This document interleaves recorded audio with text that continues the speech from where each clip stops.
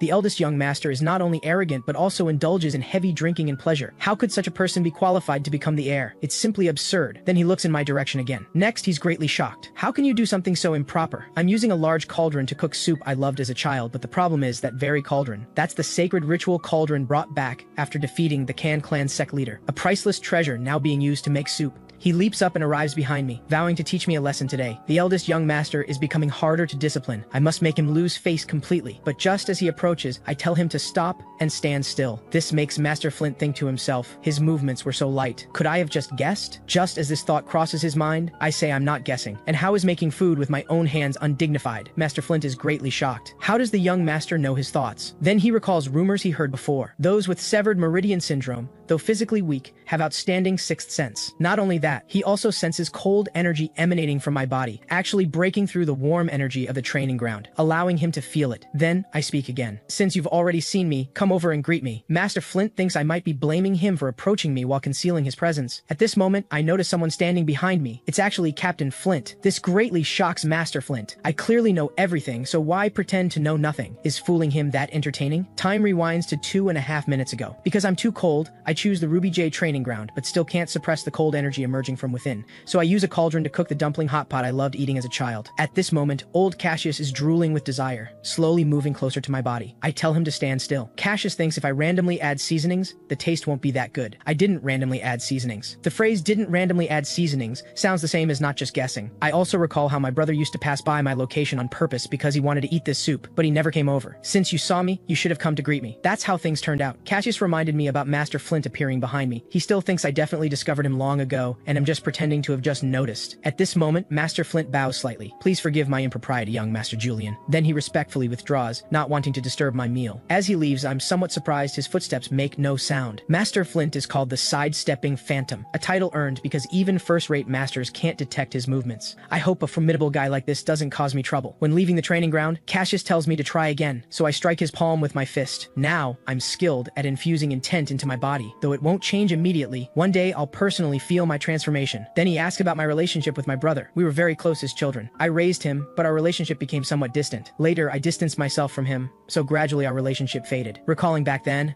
I shattered all the things my brother treasured. I even pinched his face until it bruised. When I left the family, we had already fallen out, so he didn't even come out to see me off. In Cassius's eyes, these things are all too normal. After all, the struggle for succession has always been like this. He once had a brother too, but one day that brother sent assassins to take his life. Though after dealing with the assassins, he didn't eliminate that brother. But Cassius destroyed his core and severed his meridians, forcing him to live as a cripple for the rest of his life. While listening, I arrive at the training ground. I turn to see my brother training here. He's also surprised by my arrival. I quickly turn around, pulling Cassius back. After all, someone is already using this place. If I stay like this any longer, their stares will probably bore right through me. Even Cassius thinks their stares are somewhat exaggerated. After hearing what I said, Cassius does think this child should stare at me with such a cold gaze. However, the next moment, the child beside Master Flint suddenly vanishes. When he reappears, he's already before me. This slightly shocks me. His moonlight shadow step has reached perfected mastery. My expression changes, immediately becoming serious. Don't you know that when blocking someone's path, you should explain yourself first? Then I directly brush past his shoulder. Long time no see. You seem to have forgotten how to speak. However, Lucian suddenly grabs me, telling me to wait. Then he blurts out the word brother. This scene greatly startles Master Flint behind him. Even I'm stunned, turning to ask what he just called me. Lucian's face flushes red, quickly correcting himself. I said big brother just now. For a time, everyone in the family loved me. Though afflicted with severed meridian syndrome, I received everyone's warm gazes because I was mature and steady. And when we were young, I often made spicy dumpling soup for him. In his eyes, I was like a protective older brother who looked after him. My brother spent some happy times with me. He originally thought this happiness would continue, but one day everything changed. I suddenly had a drastic change in temperament, raging at servants every day. This scene left my brother dumbfounded back then. Later, I became unwilling to associate with anyone in the family. Due to my constant outbursts, even father eventually gave up on me. Family members even gossiped behind my back that since I'd lost my virtue, they should nominate him as heir. Back then, my brother didn't know what happened. He only hoped I could return to normal soon and play with him. A moment earlier, Master Flint told my brother I was cooking something in a cauldron after finishing training, and he also said the young master has been training here since a month ago. This makes my brother's heart pound. If his brother has started training in martial arts, perhaps they can get along like before, but now he's like a fool saying the wrong thing, constantly thinking how to take it back. So he doesn't admit he called me brother, but rather big brother. This makes me show a smile. I thought his feelings for me were only disgust. Turns out I was wrong. I turn directly. You're all grown up now. Calling me brother isn't appropriate. Just call me by my name. Then I tell him to say why he called out to me as I was leaving. Turns out he wants to spar with me like we used to, but I can't use internal energy at all right now. Sparring with me at this time. Aren't you trying to get revenge? Lucian is immediately at a loss. He promises he won't use internal energy. Then we talk about the game father taught us as children, capturing ghosts. Hearing Lucian say this, Cassius remembers. This is a training method he created. He didn't expect it to continue until now. However, I don't want to play this game, so I can only say we need Master Flint's permission first. What surprises me is he readily nods in agreement to my sparring with my brother. This surprises me somewhat. Logically, he dislikes me very much. He used to scold me not to associate with my brother, yet today he actually agrees. This situation simply makes no sense to me. What Master Flint is thinking is to confirm confirm whether I've been hiding my strength. Even Cassius thinks I should spar with Lucian. He can teach me how to make my body movements lighter, and it's a good chance to test the results of a month's training. Seeing I haven't agreed yet, he gives me an ultimate move. After I finish sparring, he'll tell me clues about extending my lifespan. Hearing this, I immediately grab my brother's shoulder and agree to spar. This scene makes Cassius behind me sigh. In his eyes, I actually want to play this game but have been too proud to admit it. So we both put on blindfolds. Lucian not only has the Elder's approval but is also a genius aiming to become the world's #1. I don't know if I can beat him with just the lunar scripture. My words gained Cassius's agreement beside me. From the moonlight shadow step just now, his strength is indeed not to be underestimated. But if that child is a once-in-a-century genius, then you, chosen by me, are an unprecedented, one-of-a-kind genius in this world. Now go tell that child who doesn't know his limits what a world of difference means. Then Master Flint begins to explain the game rules. The old rules remain, but with added difficulty. Not only are bells removed, but to make even less sound, the beanbags are wrapped in fur. There are 5 bags total. The first to get 3 points wins. Hitting the opponent scores 1 point. If you touch the opponent body while holding a bag, you win immediately. This excites me somewhat. It's been 6 years since I played this game. Lucian tells me not to be careless, or I'll easily lose to him. Immediately after, Master Flint tosses with a wave. The match begins now. In this instant, Lucian's feet suddenly exert force. He's determined, in his heart, to let his brother see his transformation today. With a whoosh, Lucian strikes me with a bag, taking the first point. Master Flint was a bit worried about Lucian just now, but now realizes his worry was completely unnecessary. Then he looks at me and finds I'm using the lunar scripture's first form, heaven and earth half open. I only make noise in place, so my brother becomes a bit flustered, but it only disrupts my brother briefly. He immediately throws a bag at me. My body shifts slightly. I don't catch the bag, but I'm hit by it. This surprises Master Flint somewhat. The young master actually tried to catch the bag. What is he thinking? With blindfolded eyes, how could that be possible? But because of this, Lucian already has 2 points. One more hit and he wins. However, what's completely unexpected is that I actually dodged this time. But Master Flint isn't flustered at all. He feels the second young master still has the advantage, but soon he realizes something is wrong. At some point, the eldest young master's footsteps and the sounds of his punches have disappeared. At this moment, bathed in moonlight, the young master seems to have vanished completely. At the same time, Lucian's heart is somewhat alarmed. He can't sense any sounds or movements around him. Any sense of presence, he can't feel it, much less sense where his brother is. Then he recalls the past and realizes a fact. In past spars with his brother, he seems to have never won once. Every time he thought he had certain victory, he was defeated by his brother every time. Then Lucian senses an overwhelming wave of cold emanating from ahead. Though his eyes can't see, he understands it must be his brother attacking, so he must dodge this strike. With a thud, I solidly strike the bag on his forehead. With just one strike, my brother is sent flying by me. He sighs inwardly. Brother is indeed the most amazing person. Master Flint immediately announces the winner is the young master. Hearing this result, Lucian isn't angry but delighted. His eyes grow slightly moist. Brother is truly the best.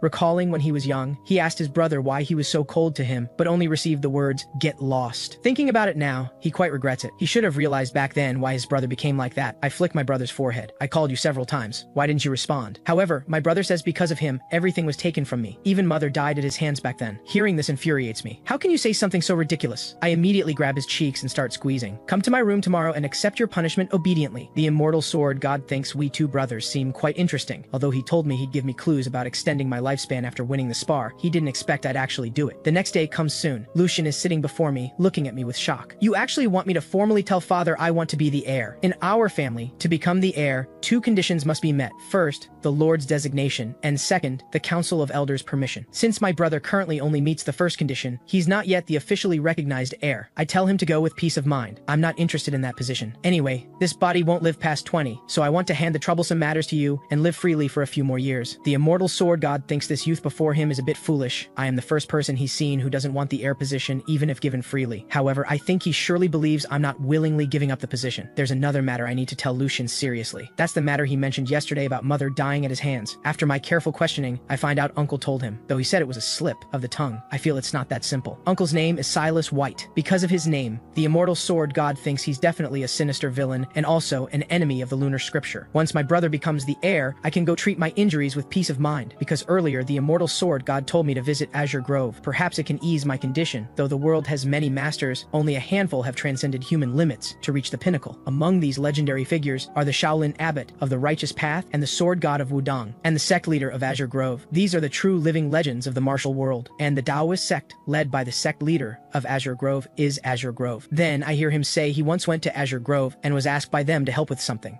After settling this matter, the Azure Grove people left behind a token. As long as I present that token, they'll grant any request I have. The token is sealed in an ancestral shrine in Xi'an. Once I find it, I should head to Azure Grove immediately. After thinking for a moment, Lucian speaks up. He's heard that Azure Grove's internal cultivation is truly powerful. Perhaps it really can cure my severed meridian syndrome. Then I hear news that fills me with joy. In 4 days, people from Azure Grove will visit our estate along with young masters from other families. The immortal sword god urges me to hurry to the shrine and retrieve the token, or it'll be too late. He also tells me to bring Lucian along. After all, going alone might be dangerous. When Lucian hears he gets to go out with me, he beams with joy. He doesn't even ask what it's about and agrees immediately. But then he stops smiling when he realizes how filthy and disheveled he looks. For a child, this is deeply humiliating. I tell him not to feel bad. I said we can't draw too much attention when we're out, so I made him roll around on the ground at home constantly. He's not allowed to look too presentable. Still, this is Lucian's first time going out without guards. The immortal sword god points ahead. Keep walking that way and you'll reach it soon. Along the way, I don't hide from Lucian why we're here. He asks me curiously how I know about the immortal sword god's relic. If we can obtain the immortal sword god's relic, that would be incredible. The immortal sword god is an ancestor Lucian deeply admires. That legendary figure was one of the greatest martial artists in our family's history. Hearing this, the immortal sword god behind me laughs heartily. This kid is sharp and clever, completely different from his older brother. Soon we arrive at the entrance of a large building. This place is actually called the Golden Pavilion. I'm a bit worried whether the token is still inside, but just as we're about to enter, a figure blocks our way. Leon, the pavilion steward, sees us looking like beggars and tries to shoo us away. Lucian is about to make a move, but I stop him. With a thud, I slam a pouch right into his face. When he opens it, he discovers it's full of silver, and spending so generously right from the start. Could this young man be from some influential family? I tell him to stop talking and take me inside. I want a quiet room. Once inside, I have him arrange a private room for us. No one is to disturb us because I need to talk with Lucian. Actually, I just want to survey the surroundings. Sure enough, I spot a shrine ahead. Soon, the two of us head inside. The immortal sword god points forward. He tells me to press the heel of that statue. Sure enough, the moment I press it, a hole suddenly opens in the floor behind me. Lucian looks at me with utter admiration. My brother really is amazing. He even knows about this. The next moment, we plunge in without hesitation. We quickly drop down. Before us stands a stone lion. I look around. There are signs that others have been here. Has the pavilion already discovered this place? On this table are many documents. They're filled with coded messages.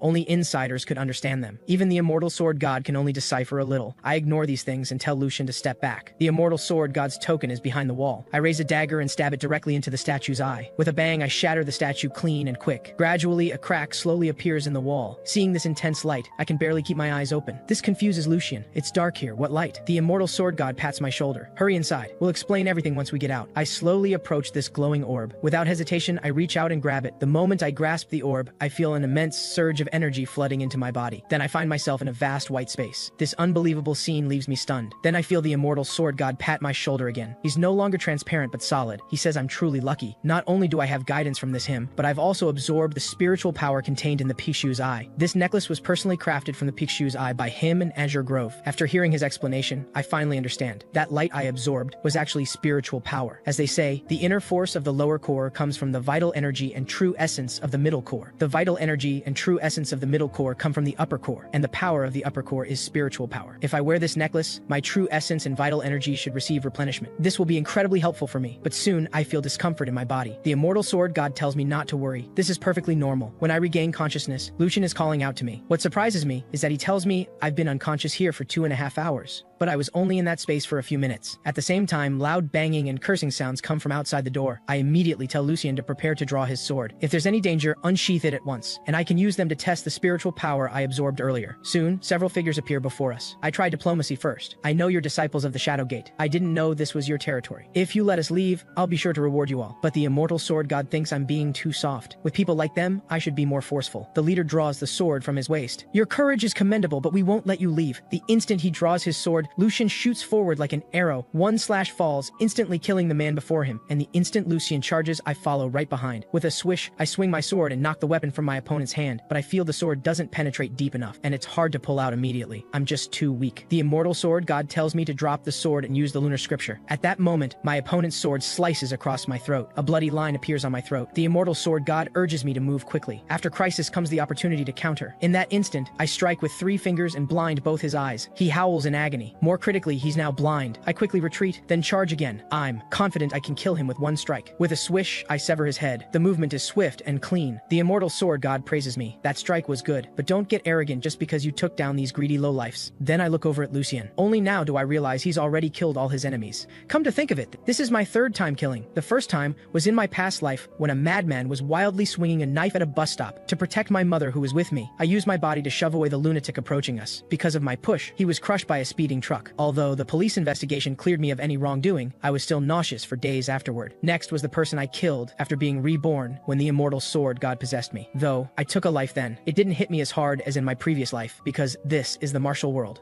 This body isn't some ordinary youth but the direct heir of the House of White. Either way, if they want my life, they'd better be prepared to die. At this moment, a voice interrupts us. He's deeply grateful for our heroic intervention. Since you helped us eliminate these traitors, our Xi'an division owes you both a great debt. We will repay this favor. I slowly walk forward and ask him a few questions. I learn this man's name is Dorian Kane. Thinking back to the papers on the table earlier, there was a name on them, Dorian Kane. He seems to be a trusted aide of Helena Vale, the Xi'an division chief's daughter. He also says the people we eliminated were all traitors. The previous division chief just passed away, and these guys immediately launched a rebellion. I demand he tell me who the next division chief is, but he remains silent. Seeing this, I immediately draw the blade at my side. If you don't speak, then die. Flashes of blade pass. This guy named Dorian still hasn't uttered a word. I chuckle and sheathe my sword. You're quite the principled man. I only meant to scare him. I didn't expect the sword to be so heavy. I almost actually struck him, but I can't reveal that weakness. So I change the subject and ask what kind of reward he plans to offer. He speaks earnestly. First, he'll take care of everything here and make sure we're not implicated. Also, the division specializes in gathering intelligence. If given the chance, he will serve with utmost loyalty. I ask the immortal sword god behind me what he thinks. He feels that considering the Shadow Gate's capabilities, they're worth befriending. So I tell him to guess our identities. If your answer satisfies me, I'll entrust you with tasks, he slowly says. Though I can't be certain, your voice sounds like that of a young man. Your refined speech marks you as someone from a distinguished family. If I think of which family has a master of your age. At this point, he suddenly pauses. Could you be that prodigy from the House of White? The one unlike his lazy older brother, whom the world hails as a genius? Young Master Lucian White? Hearing this, anger wells up inside me. Even my fists tremble slightly. I don't bother with formalities anymore. I give him a large sum of money and tell him to investigate the guests visiting the House of White this time. After settling this, I leave. At this point, Lucian feels uneasy. When we get back, we'll definitely be punished severely. I tell him not to worry. The responsibility is mine anyway, and Father won't punish us too harshly. Soon the news reaches Father's ears. Hearing that I took Lucian to a tavern, he's furious. The next moment, he rises abruptly from his seat. It seems a visit to Julian's quarters is in order. 2.5 hours later, I'm being whipped on the calves with a branch. The one whipping me is my father. You just got back and already took Lucian to a tavern? Then Father says in a low voice. In 5 years, the new 7 Stars Gathering will be held. If the 9 sects and 1 gang have the Dragon Phoenix Summit, then the 7 great families have the 7 Stars Gathering. In the past, the 7 Stars Gathering was just a meeting for martial arts exchanges, but now it's become a grand event where outstanding rising stars network with each other. I know Father plans to have Lucian attend the 7 Stars Gathering. This time, the House of Morong, the Pang clan from Hebei, and disciples from Azure Grove will visit our family. They probably want to befriend Lucian early, since he'll be attending the next 7 Stars Gathering. Father tells me to socialize with them as well. Before leaving, Father glares at me viciously. Your failures are my shame and Lucian's shame. You'd better not drag us down. With a bang, Father slams the door shut. I don't understand why Father insists I meet these 7 Stars Gathering people, but the immortal sword god sees through it. He definitely wants you to make more connections. A moment later, someone else enters. The steward brings me some medicine. He tells me to apply it to my wounds so they'll heal faster, and to keep this matter secret from the family. When I open it, I discover it's the family's secret balm. How could I not understand Father's gesture? This medicine was specifically sent by him. Early the next morning, the immortal sword god drags me out for training. He makes me hold a horse stance for a full hour until my body is completely still. Only then will it count as passing. But this is really too difficult for me. I can barely hold on. Then he has me sit cross-legged in meditation. From now on, he'll teach me how to use spiritual power to replenish my true essence and vital energy. Now that you're exhausted, you should easily sense your true essence and vital energy. The human body is like a fountain with 3 bowls. Use the spiritual power of the upper core to increase the true essence and vital energy of the middle core. Then use the middle core's true essence and vital energy to accumulate the lower core's inner force. Under normal circumstances, even possessing the Pixu's eye cannot increase true essence. You'd need at least a dragon's pearl to accomplish that. But I saw spiritual power before, and the immortal sword god saw it too. That means I've partially opened my spiritual sight, an ability only those with extraordinary cultivation can unlock. Then my fingers begin forming seals, slowly drawing out the power from the Pixu's eye. 3 hours later, I violently cough up a mouthful of blood. This blood isn't from serious injury, but from expelling impurities. I also feel much more comfortable in my body. The immortal sword god doesn't let me rest, but has me move on to the next challenge. The next thing to train is defense. If a human fist becomes as tough as steel and can withstand blades, that can be called invincible. Conversely, shattering an enemy's nose bone would be effortless, but it's getting late now, so he'll teach me this foundation tomorrow. At the same time, inside the Golden Pavilion, 2 brothers are drinking here. Marcus Murong and Felix Murong from the House of Murong. Sitting across from them are 2 people from Azure Grove, Vivian Chen and Sophie Peng. At this moment, Felix says confidently, I'm definitely stronger than Lucian White from the House of White. His boastful manner disgusts Sophie. Please finish the food in your mouth before talking. Seeing the 2 brothers chattering so arrogantly and disrespecting others, Vivian stands up to take her leave. After stepping outside, she takes a long breath. Finally, some relief. Those two are so pretentious, constantly playing off each other. Besides, she has a mission on this trip. Her sect leader gave her a task to investigate the House of White situation because he noticed a red star rising in the northern sky. Though Vivian doesn't know what's going on, she can only rely on this bracelet. It's said to vibrate when encountering a divine phenomenon. After she steps out, Sophie follows behind her. She finds those two guys extremely annoying, especially that Felix. Even she can tell he's interested in her since he's being so obvious about it. He's clearly weaker than her, yet he pretends to be so powerful. Sophie doesn't like those with mediocre strength. She prefers people weak enough that she wants to protect them because only then can her abilities shine. Still, the person she likes most right now is Vivian. Sophie then tells Vivian to take a walk alone. Every time she gets scolded by her father, she goes for a solitary walk to feel better. Vivian chuckles softly. So this girl already knew something was on her mind. But stepping outside, she feels a bit lost. This is her first time in Xi'an. She doesn't know where to wander. Just then, a man greets her. Vivian is somewhat surprised. This is clearly her first time meeting this man. Why is he greeting her? At that moment, my figure brushes past Vivian. You've never met me before, yet you recognize me at a glance. Seems you have some skill after all. Vivian feels something strange. When I walked behind her just now, she didn't detect any presence at all. But then, something even more astonishing happens. The bracelet in her hand keeps trembling, so she immediately realizes, I'm the person she's been searching for. But when she turns around, I'm already 100 meters away without making a sound. That's why she decides to follow me. At the time, I don't notice. I'm only focused on paying respects to someone from the past. Soon, I arrive at a grave. The owner of this grave is Elara, who served me faithfully before. From the very first day she followed me, she already treated me as her family. So during an assassination attempt, she didn't hesitate to step forward and protect me. I glance at the immortal sword god beside me. I wonder if Elara will become a spirit like him. The immortal sword god exists because he reached the absolute realm and comprehended divine powers. So even after losing his physical body, his consciousness can remain in this world. He thinks that since I'm reborn, my spiritual power should be above average. But compared to him, the difference is like plain water in a sauce dish versus molten iron filling an entire kettle. Suddenly, the immortal sword god asks if I want to see what this world looks like through the eyes of someone at the absolute realm. Then he slowly places his hand on top of my head. He's lending me part of his spiritual power through the pressure point that connects to the upper core. Immediately, the air around us stirs without any wind. When I open my eyes again, I feel the entire world has transformed. Before me appears a world shimmering with golden light. The entire world is filled with radiance. This fills me with yearning. So this is the absolute realm. But after only 2.5 seconds, I feel discomfort in my body. The immortal sword god coughs. Seems your body hasn't fully recovered yet. Then the immortal sword god and I turn around together to look at the woman behind us. He says this woman has been standing behind me watching for quite some time. She's equally stunned. She didn't expect to be caught in the act. Rewinding 3 minutes, she followed me all the way to this grave. She's very curious why I came to pay respects alone. But this act of spying makes her feel ashamed. As a prodigy of Azure Grove, secretly watching someone mourn their dead, but just as she's about to leave, her bracelet emits a humming vibration.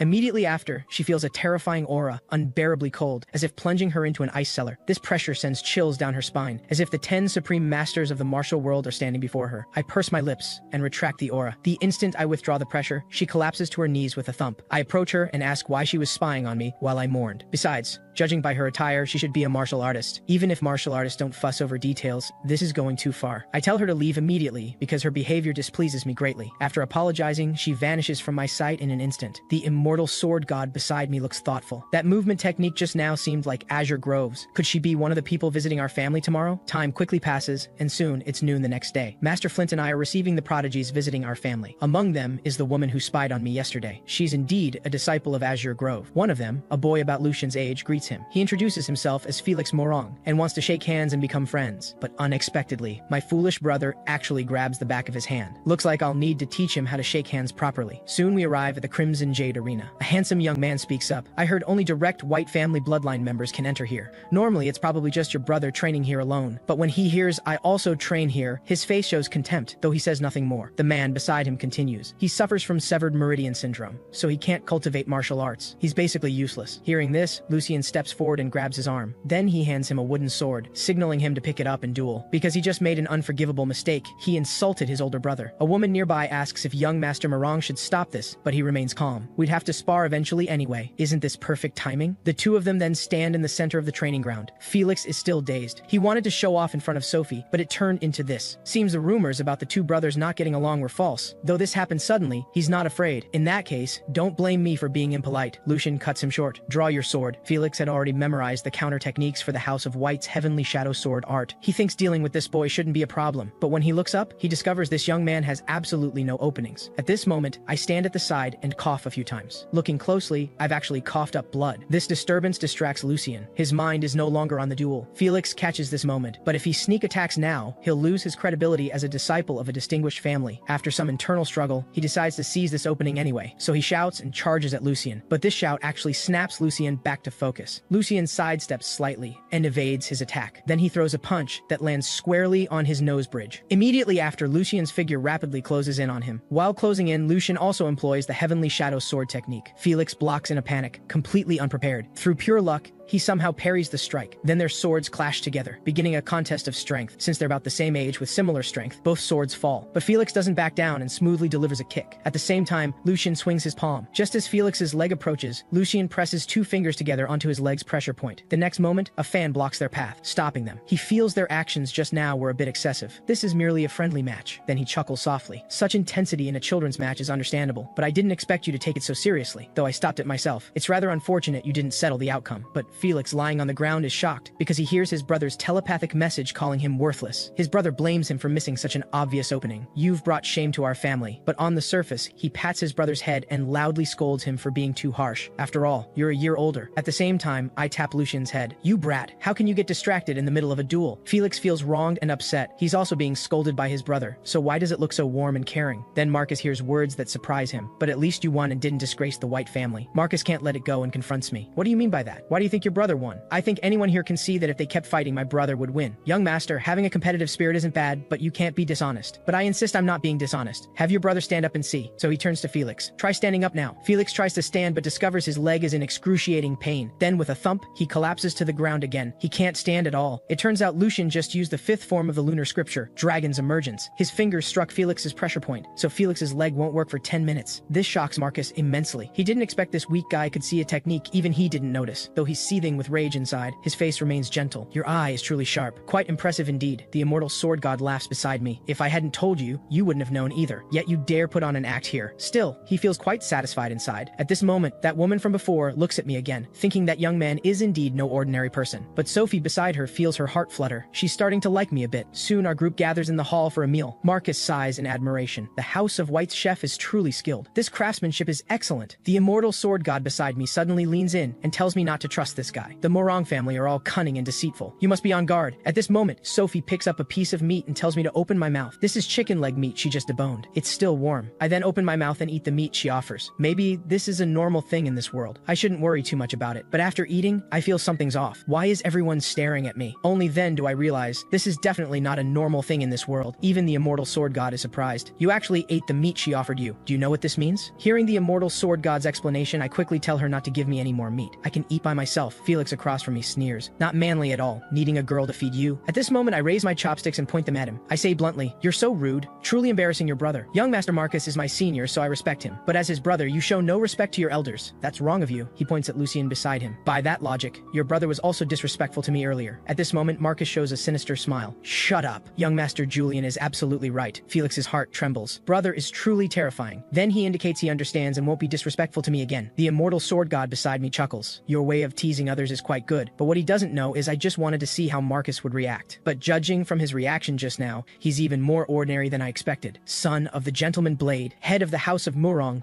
the radiant swordsman Marcus Murong. He cultivates the nebulous sword art, renowned for its sharp sword. Though he always wears a smile, his methods are extremely cruel, and his schemes very deep. He's someone who requires great caution. This information all came from intelligence I obtained from the Shadowgate. Though Marcus deserves my attention, right now the person most deserving of my attention is the woman across from me, and she is Azure Grove disciple Vivian Chen. Vivian is slightly startled. Could he be looking at me? After 2.5 hours, we finish dinner. Sophie and Vivian return to their room to rest first. Then Sophie starts pitying Felix. This surprises Vivian. I thought you hated him. Though Sophie does dislike Felix, she feels he's not a completely useless wastrel. If he performed at his best, he shouldn't have been defeated so easily. Maybe he was too nervous. Thinking about this, Sophie feels a bit excited. If she were to fight, she could definitely beat both of them easily. But still, she noticed that Julian seemed to keep glancing at Vivian. Could he have taken a liking to her? This startles Vivian. You silly girl, what are you talking about? While they're chatting chatting, someone comes to the door. It's a maid who says young Master Julian wishes to meet with Miss Vivian. The young master is waiting in the courtyard right now. Then she turns to Sophie and says she'll be right back. Little does she know, Sophie's world is crumbling. Rejected before she even confessed? Seeing Sophie in that state, it takes her half an hour to finally explain clearly. Then she heads to the meeting place. As soon as she arrives, she hears my voice. You're finally here. I've been waiting for you for quite some time. Looking up, she sees a young man in red robes standing in the middle of a bridge, gazing up at the moon. When I turn around, she feels I look less like a martial disciple and more like a refined young noble who keeps company with books. Coming before me, she begins to apologize. Though she's already apologized, I still want to ask why she was spying on me. After a long moment, I finally understand. Her bracelet reacts when encountering a divine phenomenon. But that day, the bracelet shattered, so now it's turned to nothing. I laugh awkwardly. I'm truly sorry about that. Your bracelet shattered because of me. Then I speculate that her bracelet reacted because of the token in my possession. When I take out the Pixu's eye, Vivian's heart jumps. Clearly she's recognized this token. Since she's recognized it, I speak frankly.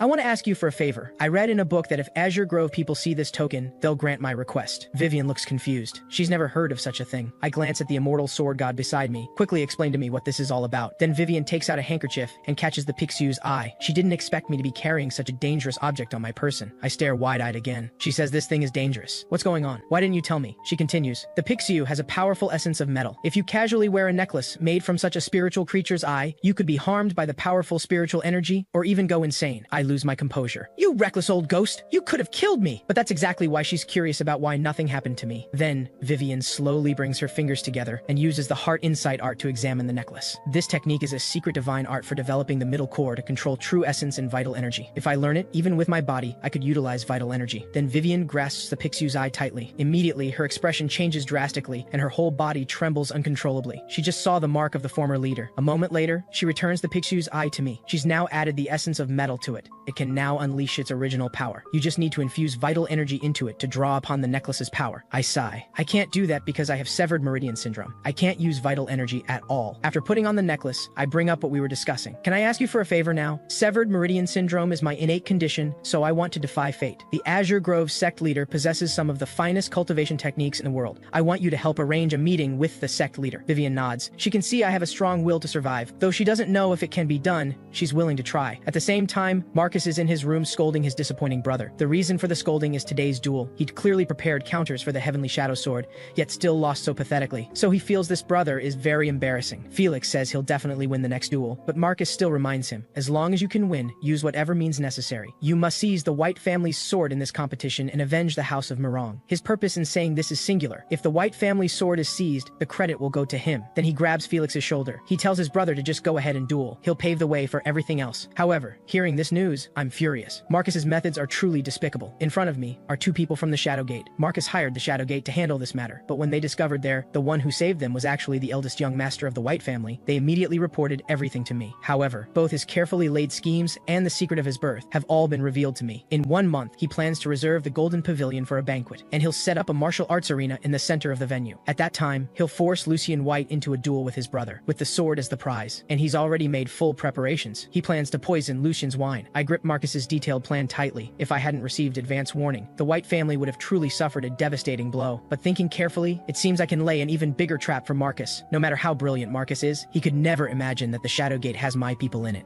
After dismissing the Shadowgate members, I make my way to Father's residence. I tell Father about my plan to travel to Azure Grove sect and seek their master's help in curing my severed meridian syndrome. But to my surprise, Father refuses to allow this journey. Vivian Chen quickly speaks up. Our sect master has profound expertise in vital energy cultivation and can surely help Master Julian. After hearing her words, Father glares sharply. You're not the sect master yourself, merely a disciple. What gives you the right to make such bold claims before me? I understand why Father opposes this so strongly. He's tried countless methods to cure my condition without success, so he worries that traveling all that distance might only worsen my health. I slowly rise to my feet, though I know Father means well. I cannot give up. Even if you don't approve, I must go, I say. I'll take care of myself on the journey, so please don't try to stop me. The next moment, Father raises his hand slightly, inner force swirling in his palm. My words enrage him. You can barely stand steady before me, yet you want to travel thousands of miles to Azure Grove? Sensing the oppressive aura, Vivian's legs go weak and she drops to her knees. But I stand firm under the pressure. This is the one thing I absolutely cannot compromise on. Cassius behind me instructs me to lower my stance and steel my heart. This way, even a mental attack cannot break through my will. My next words catch Father off guard. I know why you won't let me go. Even the 10,000-year snow ginseng brought no improvement, so it's normal you've lost hope. But I won't give up because I want to live. life. Father looks utterly surprised, wondering how I know all this. Father then withdraws his aura. If that's the case, then do as you wish, but before that, you must build good relations with the Murong children. The Murongs and House of White have long been at odds. In his youth, Father competed in a duel against the Gentleman Blade. Now that both are family heads, reconciliation isn't easy. So this conflict falls to me to resolve, in hopes of bringing peace between our families. I then ask Vivian to leave. I want to speak with Father alone. Time flies. 1 month later, at the Golden Pavilion, Marcus Murong hands a gold ingot to a Shadow Gate agent. He then pulls out a packet of powder from his robe. He gives careful instructions. That gold ingot is extra. When I order a pot of golden nectar wine, add this powder to it. The man asks what kind of powder it is, but the next moment, a large hand clamps over his mouth. Marcus asks again, do you really want to know? Only after hearing no does Marcus release him. Don't disappoint me. If anything goes wrong, I'll take your worthless life. Moments later, in the 4th floor banquet hall, over 30 young masters from noble families gather for the feast. This restaurant is the most prestigious in the area, and every dish served is exceptionally delicious. What catches Cassius's attention most is the bottle of golden nectar wine. One whiff reveals its premium quality. A moment later, Marcus approaches from behind. Now that all dishes are served, everyone please enjoy. During the feast, Marcus and I engage in pleasant conversation. I raise my cup and drink the wine. Excellent wine. It's been so long since I've tasted something this fine. Marcus then turns to Felix beside him. Why so quiet? Is the food not to your liking? What he doesn't know is that the moment I turned my head, I spit out the wine. The rich aroma masks the power-dispersing powder so well that ordinary people wouldn't notice. Even though Marcus masked the powder's taste, with Lucian's abilities he should quickly notice something wrong with his body. I wonder what Marcus is really planning. At this moment, 2 people at the table show clear dissatisfaction toward me. They don't understand why Marcus treats me so warmly. More importantly, he's about to openly provoke Julian. Even if Julian isn't valued by his family, won't that cause problems? The man chuckles at this. With Marcus backing me, I have nothing to worry about. Earlier, Marcus made him a promise. As long as he provokes me, Marcus will help him enter the Martial Alliance. And Marcus told him, how can a coward ever rise to greatness? This is a once-in-a-lifetime opportunity. Garrett Stone slowly rises, ready to make his move. He steps forward and approaches me. Holding an empty cup, he speaks slowly. Master Julian, would you honor me with a toast? I heard your previous residence was attacked, forcing you to return. They say many people died. You must be devastated. Garrett's words make Lucian grit his teeth in anger. This guy must have a death wish. Garrett tries to continue, but someone splashes a bowl of wine in his face. Turning to look, the one who threw the wine is Marcus himself. You insolent fool! I can't stand this anymore. There's a limit to recklessness. Garrett never expected Marcus to throw wine at him. He panics immediately. Another person slowly stands. Jasper Green, a warrior from the Verdant Fields gang. I only befriended you because Marcus looked after you. I never imagined you were such a contemptible insect. Jasper picks up a weapon. I've been wanting to teach you a lesson. Pick up your weapon and fight me before Garrett can react. Marcus adds, everyone invited here is a distinguished guest. You two should settle this properly on the arena platform. Garrett slowly draws his blade and steps onto the platform. From the start, Marcus planned to pin all blame on him, but if it's a fight, he just needs to win. He's not afraid. At this moment, my voice finally speaks. So even mediocrities dare to disregard me now? In one leap, I appear behind him, moving so fast he can't even react. Garrett's heart jolts. When did he get behind me? I kick him hard in the back of his leg. He stumbles and crashes to the ground, pathetically weak. I then pour all the wine from the table into his mouth. Didn't you want me to toast you? Come on, let's see how much you can drink. After emptying the bottle, I smash it right beside his face. By the time I stand up, Lucian has already dealt with the other 2. One insect who blindly trusted and recklessly overstepped. Another who tried to deceive and use me. My eyes turn to Marcus. However, without a backer, these 2 clowns couldn't have pulled this off alone. If I'm not mistaken, you're their backer. If you want to compete with us, just say so directly. No need for such despicable tactics. Does House of Murong prefer underhanded methods? This is where Marcus shows his cunning. Even after being exposed, he shows no anger. Instead, he picks up where I left off. My younger brother recently acquired a precious weapon and wishes to engage House of White in a duel, like years ago. I neither refuse nor agree, instead asking if this is what the Gentleman Blade desires. He replies that it's merely his filial devotion and has nothing to do with his father. Things have come to this. A fight is inevitable now. Lucian, prepare to draw your sword. This is exactly what Marcus wanted. Felix, prepare to draw your sword. This is your chance to wash away shame. The moment Marcus and I finish speaking, the 2 face off. Everyone present looks confused. Garrett provoked Julian, so why target House of Murong? It's natural for Marcus to feel displeased about this, yet he accepts the duel. At this moment, Vivian recalls what I told her this morning. Even if the worst happens at the banquet, don't be surprised. She now realizes I anticipated this all along. Sophie Peng beside her asks nervously what to do. She looks quite frightened, but unexpectedly, Sophie is actually excited. Seeing my commanding presence just now truly amazed her. She thought I was weak, but never imagined I had such a formidable side. Then everyone hears Marcus speak. Let's delay the duel for a moment. I need to clean up here first. Otherwise, it would be too discourteous to our guests. Server, bring another pot of golden nectar wine. Since he enjoys making things complicated, I'll visit the washroom first. When Felix sees Lucian sheath his sword so casually, he's surprised. Don't you feel nervous facing me? This isn't ordinary sparring. It's a sword-claiming duel. Lucian simply replies coolly, so what? This angers Felix. This concerns our family's honor, and you're only fighting because Julian ordered you to, right? Hearing Felix's words, Lucian just chuckles. It's precisely because Julian sent me that I'm at ease. He would never do anything to damage House of White's reputation. Though Julian sent me to fight you, now that I've drawn my sword, I don't intend to lose. This truly infuriates Felix. You're too much! Do you think you can easily crush me? Marcus raises his hand, cutting him off. Stop chatting and come back here! Marcus then pours Felix a cup of wine. This touches Felix deeply. Marcus is showing concern for me. When I return, I see Felix drinking that cup of wine. Soon, both stand on the central platform, sword tips pointed at each other. Marcus shows a slight smile. What he gave Felix contained Thunder Fury powder, made using the Tang family's secret method. This powder sharpens the senses and eliminates pain. But while he's thinking this, I gulp down the wine. Marcus jumps up in shock and snatches the bottle away. Why didn't you save any for me? Is there gold in it? But inside, Marcus is cursing. He has no idea what drinking this much Thunder Fury powder will do. Soon enough, my body shows signs of distress. I start coughing uncontrollably. Could this wine be poisoned? Marcus is already panicking. He genuinely doesn't know what consequences this much powder causes, so he quickly says, "How could it be? That's not poison." Now he's let it slip. Even the brilliant Marcus has his careless moments. Of course I know it's not poison. It's Thunder Fury powder, made from numerous dangerous medicinal ingredients. Marcus finally loses his composure. How does he know the Thunder Fury powder formula? I keep rattling on, but Marcus tells me to shut up and stop talking. But I add one more thing. Starting now, I'll count to 3. Everyone except Marcus, Lucian, Felix, and myself must leave. I swear on House of White's name that anyone who stays will pay dearly. Hearing this, everyone exchanges glances, hesitating whether to leave. Marcus says through gritted teeth, "Everyone,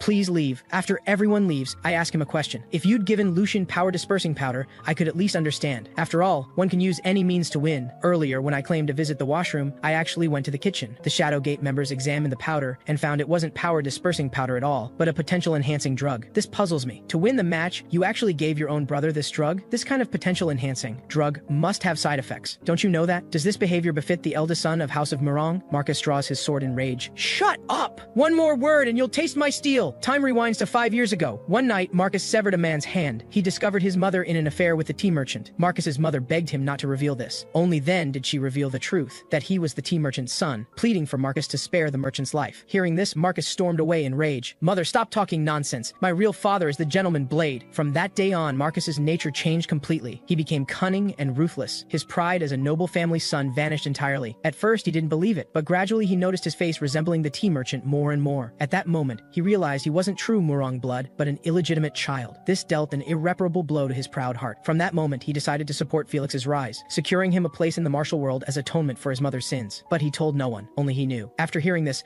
both Felix and Lucian show expressions of shock. Marcus grips his sword tightly. "Julian, it seems you're determined to drive me to ruin. If this spreads through the martial world, both my reputation and House of Murongs will be destroyed. I absolutely cannot allow that. However, I promised father to build good relations with the Murongs, so I leave him a way out." Hearing this, Marcus transforms from a fierce tiger into a fish on a cutting board. "Tell me, what exactly do you want?" "What I want is simple. First, return to House of Murong today and don't let me see you again. Second, don't retaliate against the Shadowgate. Third, give me 1,000 taels of silver." Marcus freezes. 1,000 taels is difficult. Besides, aren't you the eldest son? How could you lack money? I slowly extend my hand to shake his. "As long as you fulfill those conditions, no fifth person will know about this. After all, my father wishes to maintain good relations with House of Murong." Marcus grits his teeth in fury but can't act out. He has no choice but to comply. Inside, he resolves to crush my hand during this handshake. The next moment, we clasp hands. Only then does he notice something wrong. He never expected Julian to be so meticulous. The moment Marcus exerted force, he was cut by a sharp spike hidden inside my ring. Just then, Master Flint enters with servants. He heard Master Julian had fainted and came to check. I give Lucian a look. He quickly speaks up. Julian fainted because he felt regret hearing Marcus had to leave now. Moments later, Marcus walks out but finds Felix following, calling out brother, too ashamed to face Felix. He keeps his back turned and speaks coldly. "Don't come back. Stay here and hone your skills. Learn how big this world really is. In 1 month, I'll send someone to bring you back." Marcus staggers down the stairs, his figure desolate. He never expected Felix to still call him brother after learning the truth. It seems his decision to support Felix was correct. With his own tainted blood, he could never bring glory to House of Murong. The future depends on Felix. Moments later, Felix returns to the banquet hall, dazed and distraught. I ask, "Do you resent Marcus?" He says, "A little, but not much." For Marcus, gaining father's approval is extremely important. He drugged me because I'm too weak, so he wasn't sure I could win. Marcus must have had no other choice. Watching this young man analyze everything so thoroughly, I realize he's far more cunning than I thought. But my next words startle him. "Do you really think you're weak?" I ask everyone to leave. I have something to say to this young man alone. After the door closes, I tell him to fight Lucian again. Not a sword-claiming duel, just an all-out fight. Felix checks his body and finds his previously stiff muscles have loosened considerably. Lucian immediately raises his sword. "Come on, let's have a match." Hearing this, Felix's expression turns serious instantly. With a clang, 2 swords clash swiftly. Lucian thrusts, but Felix blocks with a horizontal sword. His speed is remarkable. Cassius marvels. That young man seems quite familiar with House of White's swordsmanship. He didn't need the drug at all. He already had the strength to match Lucian. During the battle, I I call out to Felix. If you win the sword-claiming duel, Marcus gains family recognition. Don't you find that logic strange? If he wanted to improve his status, there are many better methods. Hearing this, Felix looks utterly surprised. Meanwhile, Lucian's attack arrives. In haste, he can only retreat quickly. I continue, if you win the sword-claiming duel, between you who fought and Marcus, who deserves praise? Obviously, Felix. At this moment, their duel reaches the final move. With a slash, Felix's sword cuts through Lucian's blade. Both Felix and Lucian are shocked. Neither expected Felix to win, not even Felix himself. But Felix's mind isn't on the duel. He turns to ask me, Julian, is what you said true? Marcus actually planned all this for my sake? I shrug. You should ask Marcus yourself. If you go now, you can still catch him. But just as he turns to leave, I stop him. I have something I want you to give Marcus. Please deliver it personally. Felix soon catches up to Marcus. You wanted me to win the sword-claiming duel for my sake, right? Not for your reputation. Marcus smirks dismissively. Looks like Julian fed you more nonsense. Don't overthink it. I'm just jealous of your innate bloodline and talent. That's why I taught you the counter to Heavenly Shadow Sword instead of Nebula Sword art. Not fighting the duel myself was due to my twisted psychology, but at this point, he stops abruptly, realizing no matter how he spins it, nothing makes sense. The next moment he turns in surprise because Felix says he obtained the 7 Stars sword. Felix stands there with tears welling up, holding the sword. The pattern confirms it's indeed the 7 Stars sword, the Murong family treasure taken in a sword-claiming duel years ago. Marcus is completely bewildered. Why would Julian give this to you? Felix explains that Julian begged the family head for a long time to obtain it, and told Marcus to report that the White brothers returned it out of admiration for the Murong brothers' bond. Felix then hands him a note, saying if Marcus can't repay it, he will in the future. When Marcus sees the note's contents, his body trembles. Then he laughs involuntarily. Even if Julian demands an exorbitant price, Marcus couldn't possibly refuse. Felix suddenly freezes because he hears Marcus say foolish one, thinking Marcus is calling him stupid.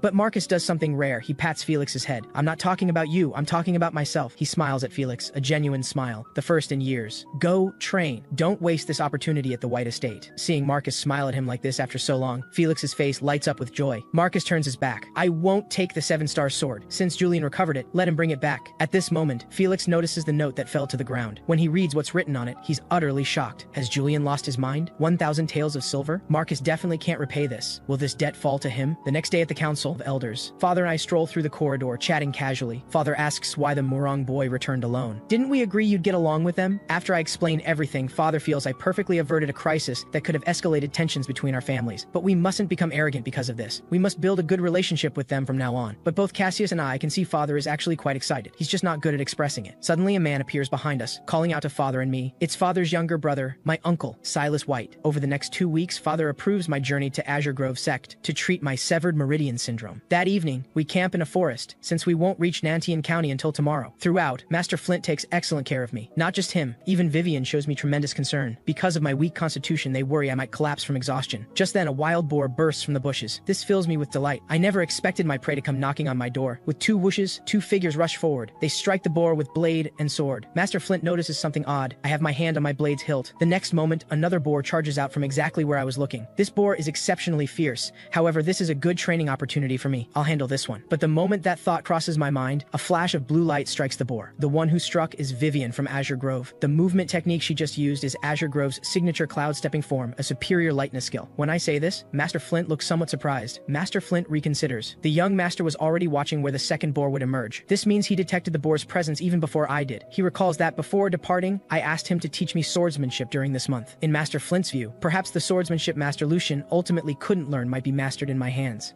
The next day, we reach a small village near Nantian County and sell them the boar. I also give the village chief some silver coins, asking if we can stay the night. This journey to Azure Grove is long and difficult. If we continue southwest for 4 or 5 days, we'll reach Zhang village. But mentioning this, the village chief's face darkens. I've heard that place isn't safe. There are fierce tigers around. Many people have been killed. They even hired famous hunters, but they haven't caught any tigers. I nod, unconcerned. With Master Flint and Vivian protecting me, there's nothing to worry about. Moments later, Master Flint brings me a sword. This blade was custom made according to my physique and strength. He feels there's no time to teach me Heavenly Shadow sword techniques now. It's better to learn more practical combat skills from him. The place where he once stayed has martial arts suitable for me. But my next words make Master Flint's body tremble. You're talking about Shadowless Blade Pavilion, aren't you? Shadowless Blade Pavilion was a renowned sect even before I was born, famous for its covert techniques and agile swordsmanship. After one of their disciples stole the Wudang sect's secret manual, they fell into decline. Shadowless Blade Pavilion was expelled from the Martial Alliance, and all sects that had ties with them severed relations. Gradually losing their foothold in the martial world, the pavilion's disciples left one by one, ultimately leading to the sect's demise. My thoughts return to the present. I ask Master Flint if he can teach me this unique martial art. Master Flint nods in agreement, then turns around. Watch my next strike carefully. With a click, Master Flint's thumb pushes the blade from its sheath. Immediately, A sword wind slices through the air, and the blade stops 3 inches before my eyes. I'm amazed by this strike. He had his back turned yet struck with perfect accuracy, and I couldn't even see his movements. Master Flint chuckles. Though it's nothing remarkable if you don't mind, I'll teach you this sword technique. However, Cassius immediately sees through his lie. This is no ordinary sword technique. He's clearly lying. Cassius has figured it out. This man wants to teach me Shadowless Blade Pavilion's highest level martial art. From the moment the disciples stole the Wudong manual, Shadowless Blade Pavilion was destined to decline. But what truly sealed their fate were attacks from evil sects exploiting that manual, along with a certain individual's assault. On his deathbed, Master Flint's master begged him to pass down this sect's ultimate skill. His master's dying wish was for him not to attempt rebuilding the sect, but to preserve his life, cultivate successors, and prevent the swordsmanship from being forgotten. Though the pavilion fell, the evil sects kept hunting. Master Flint wandered the martial world, fighting endless battles, slaying his pursuers one by one until he became known as Sidestepping Phantom. When his life hung by a thread, my father saved him. Since then, he served House of White. Master Flint never forgot his mission to pass on this ultimate skill. He tried teaching the second young master but failed. Only those born with keen senses, intense focus, and aptitude can learn Shadowless Strike. But in me, he sees hope. Perhaps I can learn this sword technique. I might even reach the supreme mastery level of Shadowless Strike. So Master Flint begins teaching me the most basic sensory awareness. I simply need to turn around and catch an apple thrown from behind, starting from sensing the opponent's sword and breathing behind you, ultimately reaching awareness of even falling. Leaves. This is the essence of this sword style. Cassius thinks this resembles the lunar scripture somewhat. It seems to be martial arts aimed at achieving supernatural perception. Master Flint raises an apple. Get ready. I'm about to throw it now. With a smack, the apple hits me right in the face. The day passes quickly. By evening, Master Flint admits I've done well. Sensing his throw after only half a day's practice is quite an achievement. I chuckle. You're right. After all, this is Shadowless Blade Pavilion's skill. Learning it in one day would be impossible. Master Flint nods with a smile. It took me a very long time to cultivate to this level. I sigh deeply. Master Flint, you really are innocent. I got you to reveal the truth so easily. Didn't you say it wasn't remarkable martial arts? Why would it take so much time to learn? Hearing this, Master Flint clears his throat awkwardly. This is, after all, martial arts recognized by the world. If you're interested, I'll seek the family head's approval before formally teaching you. Just then, I remove the earplugs from my ears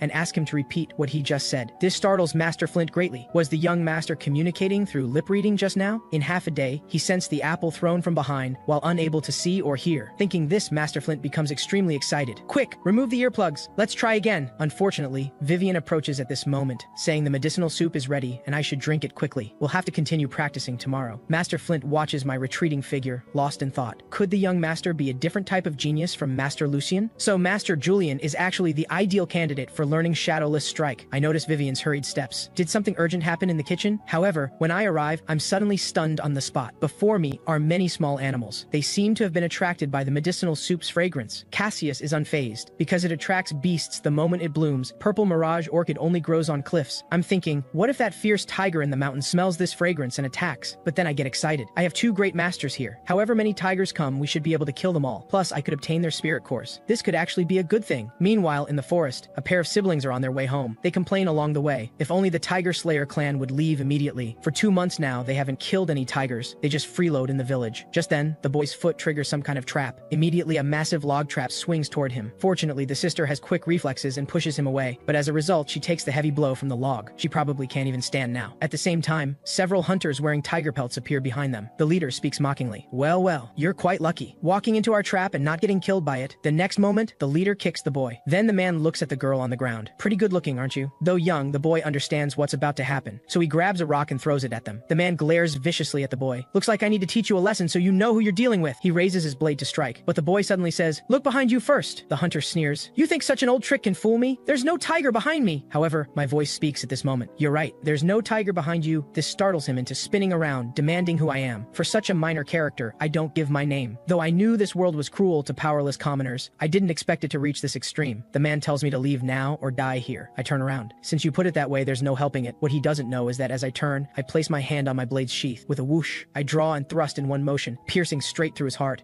But in Cassius's eyes, this move is quite crude. A proper sword strike should aim for the throat, one strike to end it all. I tell Master Flint to take the children and escort them back to Zhang Village. Along the way, I have the boy ride the horse while Master Flint carries the girl and walks ahead. The boy warns me that going down the mountain is dangerous. The guy I just killed belonged to the Tiger Slayer clan. He has companions in the village, over 20 of them, especially their captain, who's terrifying. The moment he finishes speaking, purple smoke rises into the sky. It's the Tiger Slayer clan's signal flare. This shocks the boy greatly. Now all the Tiger Slayer clan hunters will gather and surround us.